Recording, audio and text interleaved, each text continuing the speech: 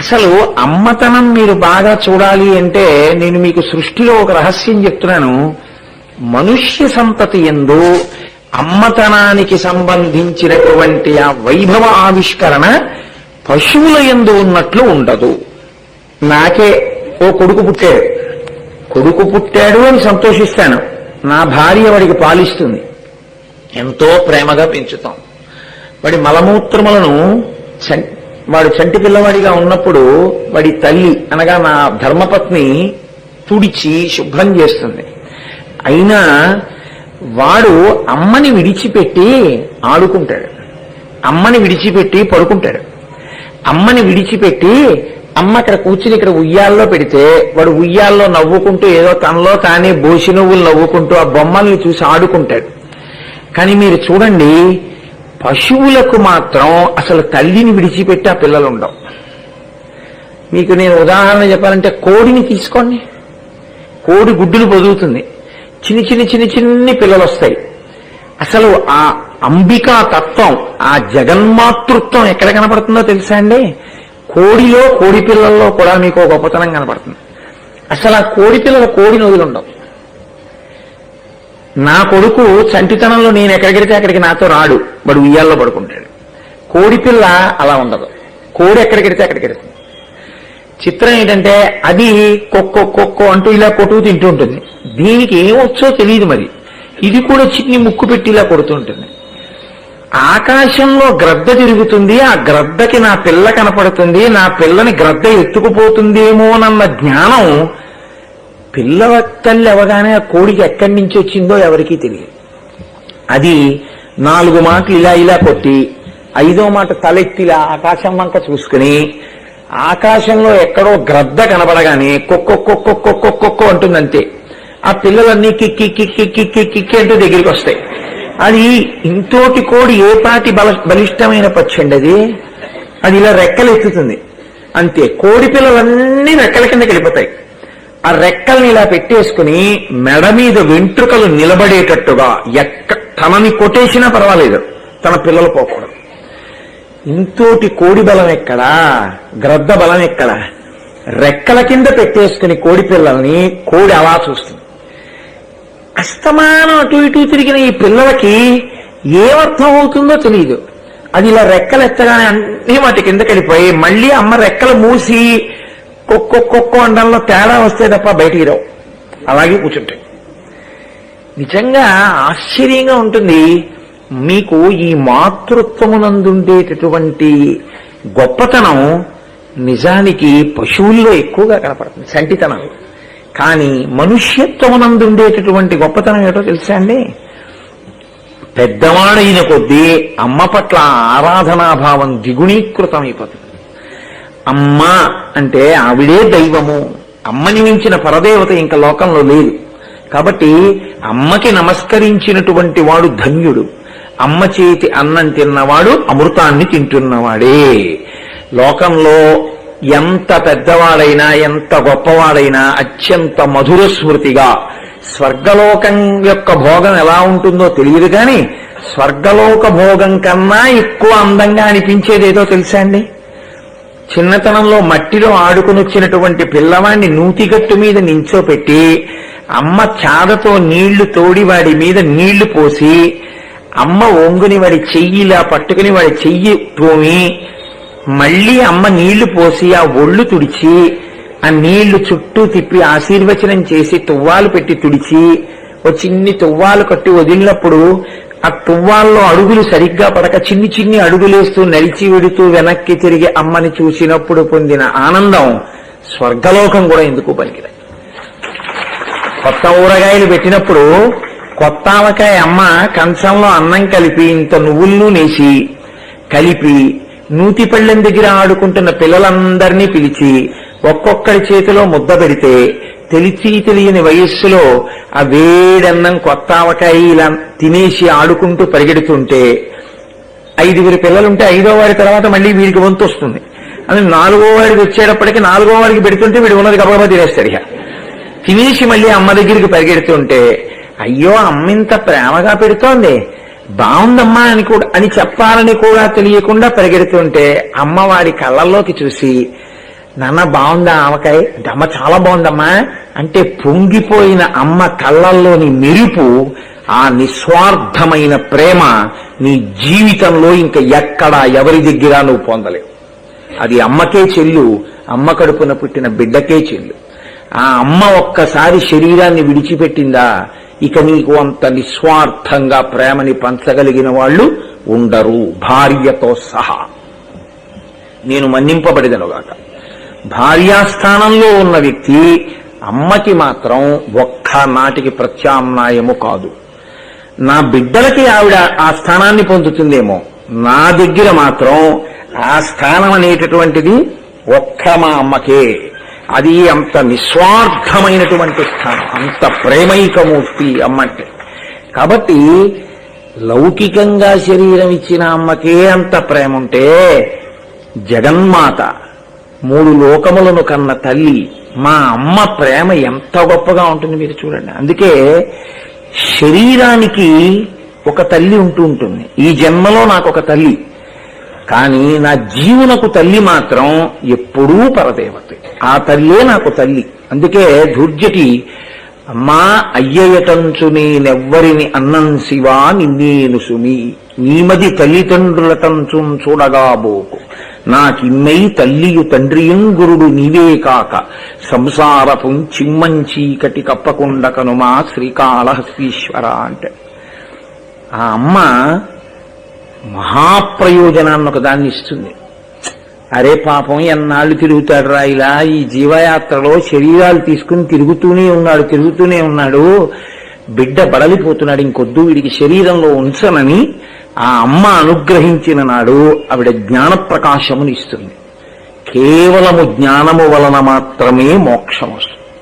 మోక్షము 10 అంచెలలో వచ్చేది కాదు, మోక్షము ఒక్కసారి తటస్థిస్తుంది. మహాభారతంలో తిక్కన గారు అదే నిర్ణయం, ఎక్కడైనా శాస్త్రములలో అదే నిర్ణయం. మోక్షము అంచెలంచెల మీద వచ్చేది కాదు, మోక్షము ఒక్కసారి. అజ్ఞానము కలిగిన ఉత్తర క్షణంలో ప్రారబ్ధానుభవము కొరకు శరీరంతో ఉంటాడు. ఆయన ముముక్షు, ఆయన మోక్షమును పొంది ఉన్నవాడు. శరీరం పడిపోయినదే తడవు, ఆయన ఈశ్వరుని యందు లయమైపోతాడు, అనంతాత్మగా నిలబడగలిగి ఉంటాడు. కాబట్టి ఆ స్థితిని ఇవ్వగలిగినదెవరు అంటే మహాదయాస్వరూపిణి అయినటువంటి ఆ అమ్మవారే ఇవ్వగలదు. ఆమె లక్ష్మిగా, పరదేవతయే లక్ష్మీస్వరూపంగా ఉంటుంది. లక్ష్మీస్వరూపంగా ఆర్తితో ఉన్న వారిని ఆ తల్లి ఆదుకున్నటువంటి సందర్భములు ఎన్ని ఉన్నాయో. ఒకానొకప్పుడు శంకర భగవత్పాదులను అనుగ్రహించింది ఆవిడ. శంకర భగవత్పాదులు కనకధారాస్తవం చేశారు. మీతో నేను ఎన్నో మాటలు ప్రస్తావన చేసి ఉన్నాను. ఆ కనకధారాస్తవం ఆనాడు శంకరాచార్యులు వారు సన్యాసాశ్రమం స్వీకరించక ముందు బ్రహ్మచారిగా చేసినటువంటి స్తవం. కానీ అప్పటికీ ఇప్పటికీ ఎప్పటికీ కనకధార యొక్క శక్తి, కనకధార యొక్క శక్తియే. నన్ను నమ్మండి, కనకధార కనకధారే. అది ఎన్ని కష్టాల్లోంచి పైకెత్తేస్తుంది, అంత గొప్పది కనకధార. అందుకే ఆయన దుష్కర్మ ఘర్మమపనీయ చిరాయ దూరం అంటారు. కనకధార చేస్తూ చేసిన పాపములను పెద్ద గాలి వచ్చి మేఘాన్ని ఎలా కొట్టేస్తుందో అలా దుష్కర్మనంతటినీ కొట్టేసి మళ్ళీ ఈ జన్మలో ఇప్పుడే ఈ క్షణంలోనే అనుగ్రహించగలిగినటువంటి తల్లి జగన్మాత స్వరూపిణి అయినటువంటి లక్ష్మీదేవి. ఆమె శంకర భగవత్పాదులు స్తోత్రం చేస్తే ఒక వృద్ధ బ్రాహ్మణిని అనుగ్రహించింది ఒకనాడు. నేను స్వర్ణతుమనాయని ఇప్పటికే కేరళ రాష్ట్రంలో ఉంది. శంకరాచార్యులు వారు ఏ ఇంటి ముందు నిలబడి కనకధారాస్తవం చేస్తే బంగారు విశ్రికలు కురిశాయో ఆ వంశంలో వారు ఇప్పటికీ ఉన్నారు. వారు నిలబడి కనకధార చేసినటువంటి ప్రదేశం ఉంది. ఆ ఇంటికి ఉన్నటువంటి పెద్ద గేటుకి స్వర్ణతుమనాయ్, కనకధార జరిగిన ప్రదేశము అని బోర్డు పెట్టుంటుంది. నేను ప్రయత్నపూర్వకంగా కేరళలో ఒకసారి నాతో మా మోహన్ రావు కూడా వచ్చారు. అప్పుడు కలిసి ఆ స్వర్ణతుమనాయి వెళ్లి కనకధార కురిసినటువంటి ప్రదేశాన్ని దర్శనం చేసి వచ్చాను. కాబట్టి ఒకనాడు ఆ తల్లి శంకర భగవత్పాదుల యొక్క ప్రార్థనని విని ఒక బ్రాహ్మణి యొక్క దుష్కర్మని పోగొట్టి ఆమెని అనుగ్రహించింది. అలాగే వడకలై సంప్రదాయము అని వైష్ణవులలో అదొక సంప్రదాయం. ఆ సంప్రదాయాన్ని ప్రవేశపెట్టినటువంటి వారు వేదాంత దేశికులు. వేదాంత దేశికులు దేశిక అంటే గురువు. ఆ వేదాంత దేశికులు విష్ణువు యొక్క స్వరూపమైనటువంటి హయగ్రీవుడితో ముఖాముఖి మాట్లాడినవారు. మహానుభావుడు. ఆయన అంత తపస్సు చేశారు. అపారమైన జ్ఞాని. ఆయనకి సర్వతంత్ర స్వతంత్ర అని బిరుదు. ఇప్పుడు కర్ణాటక పీఠాధిపత్యంలో ఉన్న వాళ్ళని ఆ బిరుదునామంతో పిలుస్తారు. సర్వతంత్ర స్వతంత్ర విజయనగర సామ్రాజ్య ప్రతిష్టాపనాచార్య అని బిరుదావళి చదువుతారు. వేదాంత దేశికులకి సర్వతంత్ర స్వతంత్ర అని బిరుదుండేది. కొంతమంది కిట్టని వాళ్ళు ఈయన సర్వతంత్ర స్వతంత్రుడేమిటి అన్నారు. సర్వతంత్ర స్వతంత్ర అన్న బిరుదు ఉండాలంటే దానికి ఒక లక్షణం ఉంటుంది. నేను మీకు ఉపకారం చెయ్యాలి అని అనుకున్నాను అనుకోండి, నేను ఇంకెవ్వరిని అడగను. వాళ్ళని అడిగి మీకు ఉపకారం చేయడం ఉండదు. నేను ఈశ్వరుణ్ణి ప్రార్థిస్తాను, అంతే. మీకు కావలసిన ఉపకారం జరిగిపోతుంది. అలా ఈశ్వరుడితో మాట్లాడి ఈశ్వరుణ్ణి ప్రార్థించి ఆ క్షణంలో ఏదైనా చెయ్యగలిగినటువంటి సమర్థత కలిగిన వారిని సర్వతంత్ర స్వతంత్ర అంటారు. వేదాంత దేశికులంటే కిట్టని వాళ్ళు. ఈయనకి సర్వతంత్ర స్వతంత్ర బిరుదేమిటి? ఆయన ఎప్పుడూ 5 పైసలు ఆయన ఉంచుకున్నది లేదు. ఈ చేత్తో పుచ్చుకుంటే ఆ చేత్తో ఇచ్చేసేవారు. కాబట్టి ఆయన మీద అసూయ పెంచుకున్న వాళ్ళు ఒక బ్రహ్మచారిని ఆయన దగ్గరకు పంపించి, నా వివాహం చేసుకోవడానికి డబ్బు తక్కువైంది, అందుకని మీరు డబ్బు ఇవ్వాల్సింది అని అడిగారు. అటువంటి దానికి కాదనకూడదు. కాబట్టి వేదాంత దేశికుల దగ్గర ఏముంటుంది పాపం, ఆయన అందరికీ అన్ని ఇచ్చేస్తారు. ఆయన ఉత్తర క్షణంలో బ్రహ్మచారిని చూసి, ఇతని పెళ్లికి డబ్బు ఇవ్వాలమ్మా, నువ్వే అనుగ్రహించాలని లక్ష్మీదేవిని స్తవం చేశారు. వెంటనే అమ్మవారు ఆ ధనాన్ని కురిపించింది. కురిపిస్తే అది బ్రహ్మచారికి ఇచ్చారు. అలా వేదాంత దేశికులను అనుగ్రహించింది. ఒకనాడు కాంచీ దేశాన్ని పరిపాలించేటటువంటి రాజుగారు విందు చేస్తుంటే కామాక్షి అమ్మవారే వచ్చి స్వయంగా అన్నం తింటోంది. ఇప్పటికీ పద్మావతి అమ్మవారు అలా వస్తుంది అని ప్రతి ఏడాది సువాసిని పూజ చేస్తారు తిరుచానూరులో. తిరుచానూరు అంటారు. కాబట్టి అక్కడ ఆ కంచి మహారాజు గారు పెట్టినటువంటి విందులో ఆవిడ అన్నం తింటోంది. కంచి మహారాజు గారి కొడుకు గణపతి అంశలో జన్మించినవాడు. వాడు అమ్మని పసిగట్టేశాడు. మా అమ్మే అన్నం తింటోంది ఇక్కడికి వచ్చని వాడు గబగబా వచ్చి ఆవిడ విస్తట్లో 2 చేతులు వేశాడు. అమ్మ దగ్గర నుంచి దిగిపోయి. ఈ వడ్డన చేయడంలో రాజుగారి భార్య వచ్చి పాయసం వడ్డించింది. ఆవిడ చేతికి ఉన్న ఉంగరంలోని ముత్యం ఊడి అమ్మవారి విస్తట్లోనే పడింది. ఆవిడ ఆ దాన్ని మింగింది. అంతే. ఆవిడ స్వర్ణవర్షాన్ని కాంచి తుండీర మండలం అంతా కురిపించింది. మూకపంచశతిలో మూకశంకరులు వర్ణిస్తారు. కాబట్టి ఒకప్పుడు కంచి కామాక్షి ఒకరు, లక్ష్మి ఒకరు, పార్వతి ఒకరు, ఇంతమంది ఉండరు. ఉండేది ఒక్కటే శక్తి. మీరు ఎప్పుడూ ఒకటి జ్ఞాపకం పెట్టుకోవాలి. కలెక్టర్ అండ్ మెజిస్ట్రేట్ అంటాం. ఆయనే మెజిస్ట్రేట్, ఆయనే కలెక్టర్. ప్రవచనం చేసే కోటేశ్వరరావు గారే ఉద్యోగం చేసే కోటేశ్వరరావు. ఉద్యోగం చేసే కోటేశ్వరరావు గారే నా కొడుక్కి తండ్రి అయిన కోటేశ్వరరావు. నా కొడుక్కి తండ్రి అయిన కోటేశ్వరరావే నా తండ్రికి కొడుకైన కోటేశ్వరరావు. అలాగే అమ్మవారు ఎప్పుడు ఏది ఇవ్వాలనుకుంటుందో అప్పుడు ఆ చీర కట్టుకుంటుంది. అంతే. ఆవిడ మీకు ఈ విజ్ఞానం ఇవ్వాలనుకుంది, తెల్లటి చీర కట్టు కూర్చుంటుంది హంసవాహనం ఎక్కి సరస్వతి. ఆవిడ మీకు ఐశ్వర్యం ఇవ్వాలనుకుంది, ఆవిడ పద్మంలో కూర్చుంటుంది లక్ష్మి. ఆవిడ మీకు శక్తిని ఇవ్వాలనుకుంది, ఆవిడే పార్వతీ స్వరూపంగా ఎర్రటి చీర కట్టుకుని వచ్చి నించుంటుంది. తప్ప తత్వము ఒక్కటే. అందుకే గీర్దేవతేతి గరుడధ్వజ సుందరేతి శాకాంబరేతి శశిశేఖర వల్లభేతి సృష్టి స్థితి ప్రళయకేలుష సంస్థితాయై తస్మై నమస్త్రిభువనైక గురోస్తరుణ్యై అన్నారు శంకర భగవత్పాదులు. కనపడవా లక్ష్మీదేవి ఆకాశంలో? అంతకన్నా ప్రమాణం ఏం కావాలి నీకు? కాబట్టి ఉండేటటువంటిది ఒక్క శక్తి. ఇదే మూకశంకరులు కూడా ప్రతిపాదన చేస్తారు మూకపంచశతిలో. ఆమెయే శక్తి స్వరూపంగా మారి ఎప్పుడు ఏది కావాలో అది నీకు అనుగ్రహిస్తూ ఉంటుందా తల్లి. అటువంటి లక్ష్మీదేవి లక్ష్మీతత్వంగా ఒకనాడు కాంచీపురంలో ఉన్న వారందరికీ కూడా స్వర్ణాన్ని కురిపించి అనుగ్రహించింది. అదే తల్లి ఒకానొకప్పుడు విద్యారణ్యుల వారిని అనుగ్రహించింది. విద్యారణ్యుల వారు బ్రహ్మచారిగా ఉన్నారు. బ్రహ్మచారిగా ఉన్నప్పుడు ఆయన అపర శంకరావతారం అంటారు. ఆయన లక్ష్మీదేవి గురించి తపస్సు చేశారు. లక్ష్మీదేవి ప్రత్యక్షమైంది. ఏం కావాలి బ్రహ్మచారి అని అడిగింది.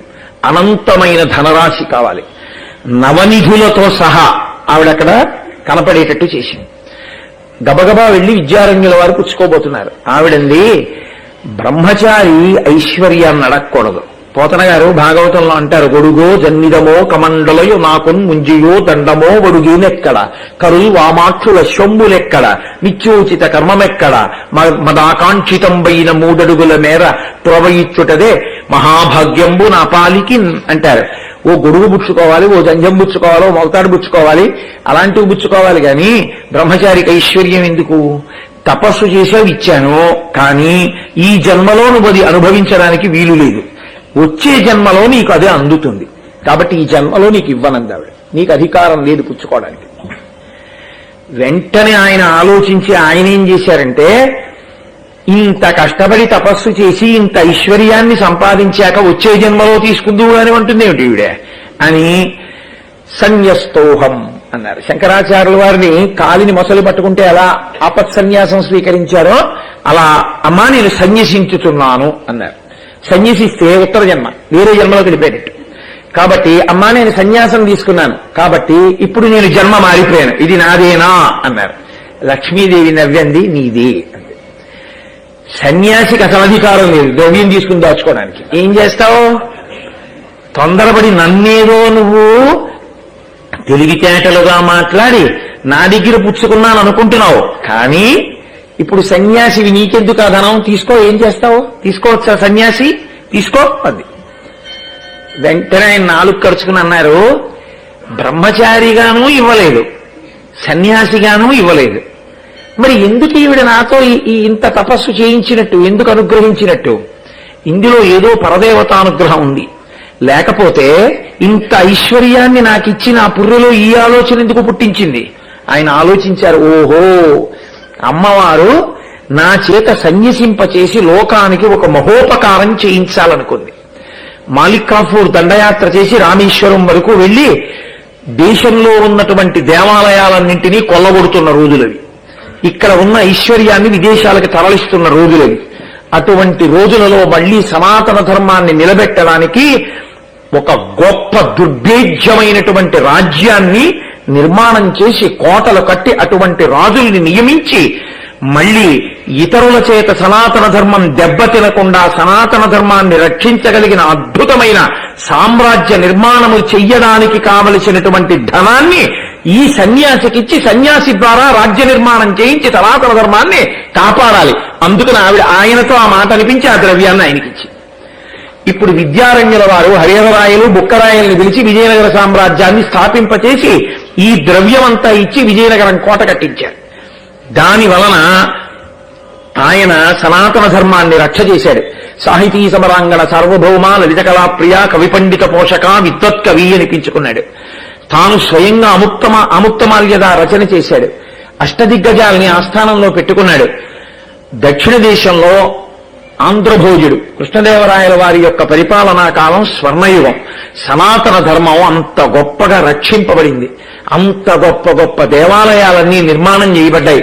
రాయల వారు మరణించిన తరువాత విజయనగర సామ్రాజ్యం పతనమైనప్పుడు ఇతర మతాల వారు 6 నెలల పాటు రాత్రింబవళ్లు దోపిడీ చేసి దోచుకున్న ఐశ్వర్యం విజయనగరంలో మిగిలిపోయిందంటే దాని గొప్పతనం అంతా విద్యారణ్యుల వారి యందుంది. అందుకే విజయనగర సామ్రాజ్యాన్ని అంతటినీ కూడా తయారు చేసి ఇచ్చినటువంటి ఆ విద్యారణ్య స్వామి వారికి ధారాదత్తం చేశారు ఆ రాజ్యాన్ని హరిహరరాయలు బుక్కరాయలు. సన్యాసిని నాకెందుకయ్యా రాజ్యం, మీరే పరిపాలించుకోండి అన్నారు. కానీ రాజ్యం ఈయనే తయారు చేశారన్న పేరు కాబట్టి విజయనగర సామ్రాజ్య ప్రతిష్టాపనాచార్య అన్న బిరుదునామం శృంగగిరి వారి యొక్క బిరుదునామావళిలో విద్యారణ్య స్వామి వారు ఆవిర్భవించిన దగ్గర నుంచి ప్రారంభమైంది. ఆ రకంగా లక్ష్మీదేవి, నేను ఇలా ఉదాహరణలు చూపించుకుంటూ విడితే ఎన్ని ఉదాహరణలని మీకు చూపించగలను.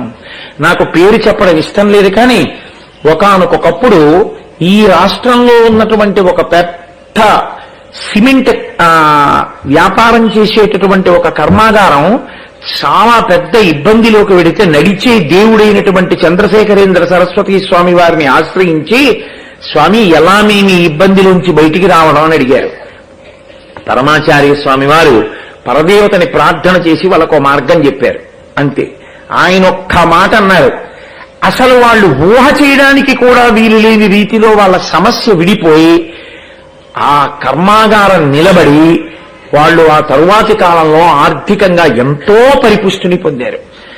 అమ్మవారిని నమ్ముకున్నటువంటి భక్తులు ఒక్క సంకల్పం చేస్తే అంతే, లక్ష్మీదేవి కృప చేస్తుంది. కానీ మీరు ఇక్కడ ఒక్క విషయాన్ని జ్ఞాపకం పెట్టుకోవాల్సి ఉంటుంది. అసలు లక్ష్మి అన్న మాటకు అర్థం ఏమిటో తెలుసా అండి? యథార్థమైనటువంటి లక్ష్మి భక్తియే. అందుకే అసలు గొప్ప లక్ష్మీ సంపన్నుడు ఎవరో తెలుసా? నా తల్లి నా తండ్రి నాకుండగా నాకింక లేనిది ఏమిటన్న నిత్యతృప్తుడై ఉంటాడు. అంత నిత్యతృప్తి కలిగిన వాడు ఎవరున్నాడో వాడు ఇతరుల కొరకు ప్రార్థన చేసేవాడు, ఇతరుల కొరకు అమ్మవారిని అడిగేవాడే కానీ తన కొరకు అడిగేవాడు కానే కాడు. ఎందుకని ఆయనకి ఎప్పుడు ఒకటే తృప్తి. నీలమేఘ శ్యామ నీవి తండ్రివి మాకు కమలవాసిని మమ్ము కన్న తల్లి, నీ భక్తవరులంత నిజమైన బంధువుల్ నీ కటాక్షమే మాకనేక ధనము, నీ మీది కీర్తనల్ నిష్ప్రపంచపు విద్య నీ కటాక్షమే మాకనేక ధనము. కాబట్టి తోయజాక్ష నీ పాద తులసిదలము రోగములకు ఔషధము, బ్రహ్మరుద్ర వినుత భూషణ వికాస శ్రీధర్మపుర నివాస దుష్ట సంహార నరసింహ దురిత దూర అని ఆయన నమ్ముతాడు. కాబట్టి ఆ నీలమేఘ శ్యామ నీవి తండ్రివి మాకు, నీలమేఘం ఎలా ఉంటుందో అటువంటి కాంతి కలిగిన ఓ తండ్రి నీవు మా తండ్రివి. కమలవాసిని మమ్ము కన్న తల్లి, ఆ లక్ష్మీదేవి ఉందే ఆవిడ మా అమ్మ. నేను లక్ష్మీనారాయణులకు కొడుకునై ఉండగా నాకు లేని దేవుడు చెప్పండి. అసలు నాకు లేనిది ఏమిటి? నాకు ఎప్పుడు ఏది కావాలో ఈశ్వరుడు ఇస్తాడు. అన్నీ ఉన్నాయి, చాలా ఉన్నాయి అనుకున్న వాడికి అర్ధరాత్రి అవసరం వస్తే ఏటీఎం కార్డు మీద 20,000 కన్నా పుచ్చుకోలేడు. లక్ష్మీదేవి అనుగ్రహం ఉన్నవాడికి ఎప్పుడు ఎంత అవసరమో అంత ఈశ్వరుడే, ఆ లక్ష్మీదేవి ఎవరి రూపంలోనో ఇచ్చి ఆదుకుంటుందంతే. ఎందుకని? ఆయనకి వెంపర్లాట లేదు, ఆయన తనంత తాను వెతుక్కోవలసిన అవసరం లేదు. తనని నమ్ముకున్న ఇంత భక్తుడు వెళ్లి తను చెయ్యి చాపి అర్థించవలసి వస్తే వాడు నా కొరకు రక్షింపవలయువాడు అన్నాడు ఆయన. ఒకానొక చోట భాగవతంలో వామనమూర్తి యొక్క ఘట్టంలో అన్నాడు, నేను ఎందుకు రక్షిస్తానో తెలుసా నా భక్తుణ్ణి? వాడి కొరకు కాదు, వాడు నా కొరకు రక్షింపవలయువాడు. నేనున్నానని లోకం ఎందుకు నమ్ముతుందో తెలుసా? నన్ను నమ్ముకున్నవాడిని నేను రక్షించాను కాబట్టి. నన్ను నమ్ముకున్నవాడు కూడా చెయ్యి చాపితే అమ్మ ఉందని ఎలా నమ్ముతారు? అందుకే అమ్మని నమ్ముకున్నవాడు నిత్యతృప్తుడు. అసలు వాడికి తృప్తి లేకపోవడం ఉండదు. మీరు ఒక్కటి ఆలోచించండి. నేను ఇంట్లో ఉంటాను, ఈ దేశాన్నంతటినీ పరిపాలించే చక్రవర్తి ఓ ఇంట్లోనే ఉంటాడు. కానీ చక్రవర్తిది నిత్యతృప్తి. ఎందుకని? ఇదంతా నాది, ఈ 4 సముద్రముల మధ్యలో ఉన్న భూభాగం అంతా నాది, నీ చక్రవర్తిని. ఆయన ఉత్తరీయం తీసి నేల మీద వేసుకు పడుకున్నాడు. ఆయన చక్రవర్తి కాడా? అంతా నాదన్న తృప్తే ఆయన చక్రవర్తిత్వానికి కారణం, ఆయన తృప్తికి కారణం. నిజమైన లక్ష్మీభక్తుడికి ఉండే లక్షణం ఏమిటో తెలుసా అండి? నిత్యతృప్తి. సిగ్గుపడిపోతాడు నాకు ఇది లేదని చెప్పడానికి. నాకేది ఇవ్వలేదు ఆవిడ. చాలా మందికి లోకంలో కళ్ళు లేవు, నాకు కళ్ళు ఇచ్చింది. చాలా మందికి వినబడదు, నాకు చెవులు ఇచ్చింది. కొంతమందికి చేతులు కదలవు, నాకు చేతులు కదులుతాయి. కొంతమంది ప్రదక్షిణం కూడా చేయలేరు, నేను చెయ్యగలను. కొంతమంది అసలు నేల మీద ఇలా కూర్చోలేరు, నేను అలా కూర్చోగలను. కొంతమందికి తింటే అరగదు, నాకు తింటే అరుగుతుంది. కొంతమందికి పడుకుంటే నిద్ర పట్టదు, స్లీపింగ్ టాబ్లెట్ వేసుకోవాలి, నాకు ఇలా పడుకుంటే నిద్ర పడుతుంది. నాకెన్నడూ పీడకల రాదు. నాకంటూ కనబడితే దేవాలయాలు, సెలయేళ్లు, నదులు, తీర్థాలు, ఈశ్వరుడు, ఎవరో భక్త బృందాలు ఎక్కడికో వెడుతున్నట్టు, ఏదో శ్లోకాలు చెప్తున్నట్టు, ఏదో పద్యాలు చెప్తున్నట్టు, ఏదో పుస్తకం చదువుతున్నట్టు అదే కల వస్తుంది. నా గురించి అని అనుకుంటున్నారేమో, నేను ఎవరి గురించో మాట్లాడుతున్న మాట అంతే. కాబట్టి అటువంటి కలొచ్చి హాయిగా నిద్రపోతాను. కలలో కూడా ఈశ్వర దర్శనం జరుగుతోంది. అమ్మా, నువ్వు నాకేమి ఇవ్వలేదు, నువ్వు నాకు అన్నీ ఇచ్చావు. ఓ కొడుకునిచ్చావు, ప్రయోజకుడిని చేశావు. ఓ కూతుర్నిచ్చావు, కన్యాదానం చేయించావు. అనువర్తించే భార్యనిచ్చావు. నన్ను చక్కగా తీర్చిదిద్ది భగవద్భక్తితో ఉండే జీవనాన్ని అలవాటు చేసి నువ్వు 11 మాటలు రామనామం చెప్తే కానీ పాలివ్వనరా తాగడానికని ఉగ్గుపాలతో రామనామాన్ని అలవాటు చేసినటువంటి అమ్మ కడుపున పుట్టే అదృష్టాన్ని ఇచ్చావు. మహాభక్తి తత్పరుడైన తండ్రికి కొడుకుని చేశావు. అమ్మా నువ్వు నాకేమి ఇవ్వలేదని నిన్ను నేను అడగనమ్మా, సిగ్గు కదా నిన్ను అడగడానికి. నువ్వు నాకు ఇవ్వని దేవుంది కనుక నాకు అన్నీ ఇచ్చావమ్మా, కాబట్టి నేను నీకు అందుకే నమస్కారం తప్ప నేను నిన్నేమని అడగను అన్నవాడెవరో వాడిని చూసి ఆవిడ పొంగిపోతుంది. నీకు ఎన్నిస్తే నీకు తృప్తి నాకు చెప్పు. కోర్కె అన్నది అగ్నిహోత్రంలో నెయ్యి పోయడం లాంటిది. అది కోర్కె తీర్చుకుని తీరేది కాదు, కోర్కె పరిశీలనం చేత పోయేది, పోతే తృప్తి. కాబట్టి అమ్మవారి అనుగ్రహం కలగడం అంటే, లక్ష్మీ అనుగ్రహం కలగడం ఏమిటో అంటే నిజానికి ఏమిటో తెలుసా అండి? జ్ఞానము కలుగుటయే. నేను తరచు చెప్తూ ఉంటాను, భగవాన్ రమణులకు ఓ తువ్వాలుండేది. ఆ తువ్వాలు ఓ గోచి, ఆ గోచి అలాగే ఉండేది.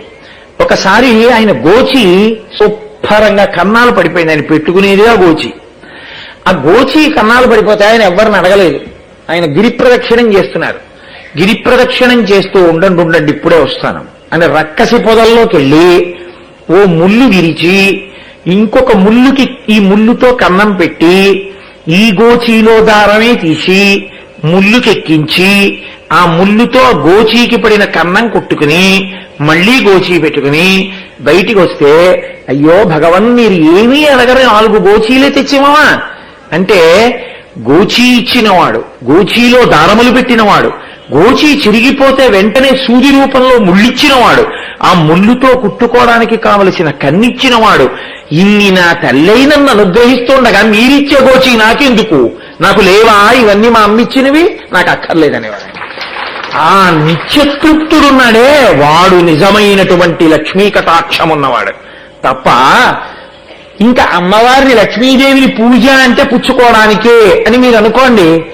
అంతకన్నా అమ్మకి బాధాకరమైన విషయం లోకంలో ఇంకేముంటుంది మీరు చెప్పండి. అమ్మ అన్న మాటకు అర్థం ఏమిటో తెలుసా?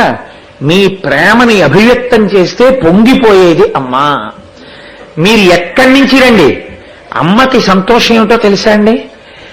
102 జ్వరంతో అమ్మ ఉందనుకోండి, అమ్మ నువ్వు నేను చూడడానికి వచ్చాను, నువ్వు జ్వరంగా ఉంది, నువ్వు లేవకమ్మా మంచం మించి, నువ్వు అలా పడుకో, మేము వండుకు తింటాం అన్నారనుకోండి. మీరు చాలా ఇళ్లలో చూస్తూ ఉంటారు ఈ విషయాన్ని.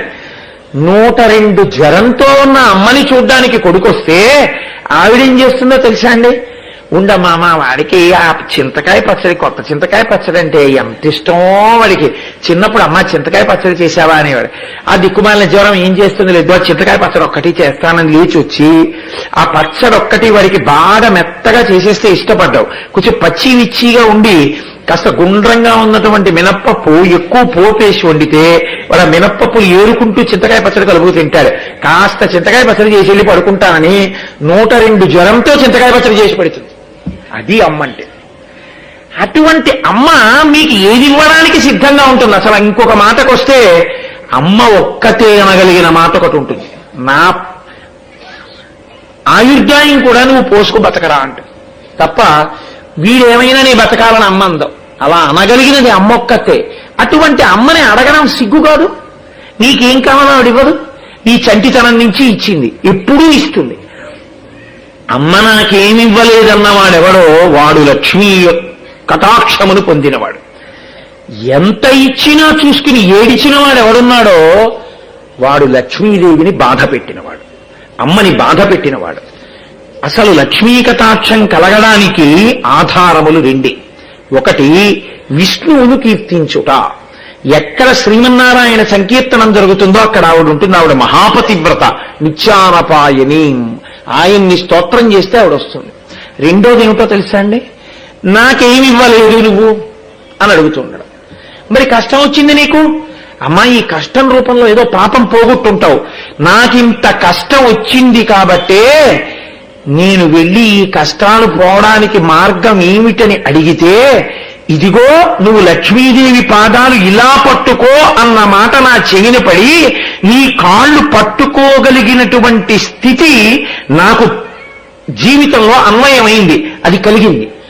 అంటే ఈ కష్టాన్ని అడ్డుపెట్టి నీ పాదాలతో నన్ను ముడివేశావు, ఇక నా జీవితం తిరిగి చూసుకోక్కర్లేదమ్మా.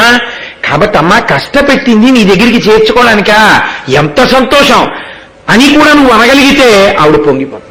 అందుకే లక్ష్మీ కటాక్షమును పొందడానికి మార్గం ఏమిటో తెలుసా అండి?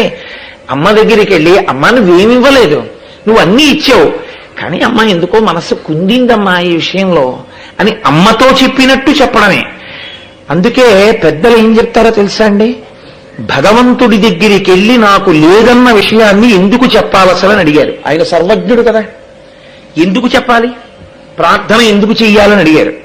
ప్రార్థన అన్నది ఎప్పుడు చేసినా ఎందుకు చెయ్యాలని శాస్త్రాలు చెప్తున్నాయో తెలుసా అండి, మీకు లేదని వాడివ్వాలని మీరు ప్రార్థన చెయ్యడం కన్నా వాడికి చెప్పుకోవడం వల్ల నా గుండె బరువు తీరిపోయిందని ప్రార్థన చేయమన్నారు. మీరు చూడండి, ఆయన మీకేమి ఇవ్వలేడు, కానీ మీరు ఇళ్ళ ఆయనకి మీ కష్టం చెప్పుకుంటారు. ఆయన అంటాడు ఏం బెంగలేదు, మీరు హాయిగా ఉంటారంటాడు. అమ్మయ్యా ఏదో కాస్త గుండె బరువు తీరిపోయినట్టుందండి, ఆయన 4 ఉపశాంతి మాటలు మాట్లాడారు, సంతోషంగా ఉంది. నిజంగా మీకు అలా కలిసి వచ్చింది. ఆయన నోటితో ఒక్క మాట అన్నారండి, నిజంగా గట్టుడు పడిపోయానండి అంటే. మాట మీకు ఉపశాంతినిస్తుంది, మీరు చెప్పుకోవడంలో మీ కష్టం తీరుతుంది. మీరు ఈశ్వరుడి దగ్గర చెప్పుకునేటప్పుడు ఇచ్చేయి అంటూ చెప్పడం మొదలెట్టారనుకోండి, అది కామ్యభక్తి. అలా చెప్పడం కన్నా మీ గుండె బరువు తీరడానికి దేవాలయానికి వెళ్ళి చెప్పుకున్నారనుకోండి, మీకు అనుబంధం ఏర్పడుతుంది.